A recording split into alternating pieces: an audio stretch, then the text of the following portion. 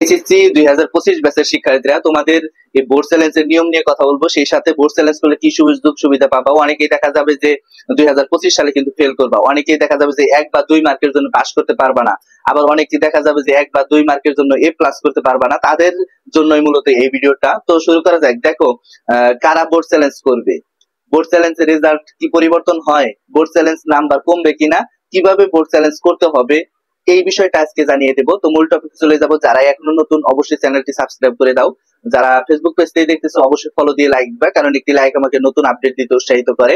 তো শুরু করা যাক। তো প্রথমত আমি কথা বলবো যে বোর্ড চ্যালেঞ্জ করবে কেন। এখন দেখা যায় যে অনেক শিক্ষার্থী কিন্তু জোরে পড়ে, এই বোর্ড চ্যালেঞ্জ করেও কিন্তু লাখো শিক্ষার্থী পাশ করে। আর পাশ করার হারটা আমরা গত বছর লক্ষ্য করেছি যে যারা এ গ্রেড পেয়েছিল তারা কিন্তু বোর্ড চ্যালেঞ্জ করে এ প্লাস পায়, আবার অনেকেই ফেল করেছিল, ফেল শিক্ষার্থীও কিন্তু এ প্লাস পাইছে। আমরা গত বছর বা তার আগের বছর লক্ষ্য করেছি এই খাতাটা যখন মূল্যায়ন করে নাম্বার গুলো তারা যোগ করতে পারে না সঠিকভাবে। দেখা যায় যে 1 লাখ শিক্ষার্থীর খাতা এক জায়গায় আছে, সেখান থেকে তারা বাছাই করে হয়তোবা 2-1টা নাম্বার লিস্ট উঠাইতে তাদের ভুল হয়।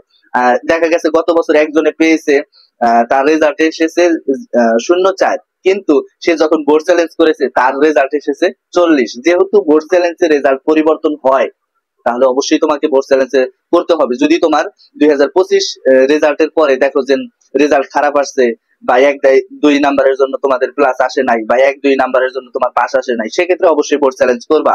আর বোর্ড চ্যালেঞ্জে অবশ্যই রেজাল্ট পরিবর্তন হয়, বোর্ড চ্যালেঞ্জের নাম্বার কমে কিনা। এখন অনেকের মনে প্রশ্ন থাকতে পারে যে আমি তো বোর্ড চ্যালেঞ্জ করবো, বোর্ড চ্যালেঞ্জ করলাম, সমস্যা নাই, তবে এই বোর্ড চ্যালেঞ্জ করার পরে 2-1 নাম্বার বা 10 নাম্বার, 15 নাম্বার, 20 নাম্বার কমলে সেক্ষেত্রে কি কমিয়ে দিবে? না, কখনোই না।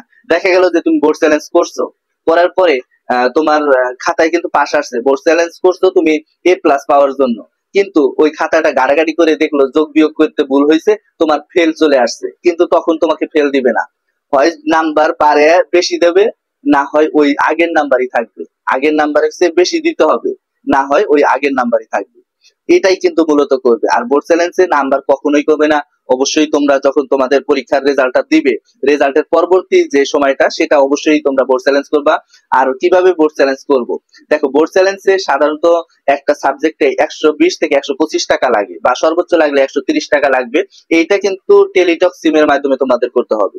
এখন অনেকেই কিন্তু এটা বোর্ড চ্যালেঞ্জের আবেদন করতে পারবে না, তাদের উদ্দেশ্যে আমি বলবো যে অবশ্যই তোমরা মানে তোমাদের পাশে যে কম্পিউটারের দোকান আছে, সেই কম্পিউটারের দোকানে গিয়ে বলবা যে আমি বোর্ড চ্যালেঞ্জ আবেদন করব, তখন কিন্তু তারা বোর্ড চ্যালেঞ্জের আবেদন করে দিবে। আর এই বোর্ড চ্যালেঞ্জের আবেদন করা কিন্তু খুবই সহজ।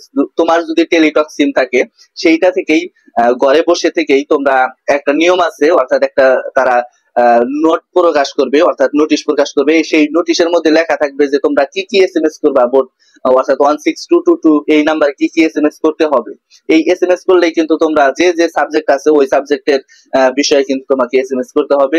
আর এই নিয়মটা অবশ্যই আমি অন্য কোনো ভিডিওতে জানিয়ে দেবো যে কিভাবে লিগ্যালি শুধু বোর্ড চ্যালেঞ্জের নিয়মটা জানিয়ে দিব। অবশ্যই তোমরা অ্যালার্ট থাকবা যে কিভাবে তোমরা ঘরে বসে থেকে বোর্ড চ্যালেঞ্জ করবা। তো এই ছিল আজকের ভিডিওটা। সামনে রেজাল্ট সম্পর্কিত সকল আপডেট আমার কাছ থেকে পাবা। ধন্যবাদ সবাইকে। আসসালামু আলাইকুম।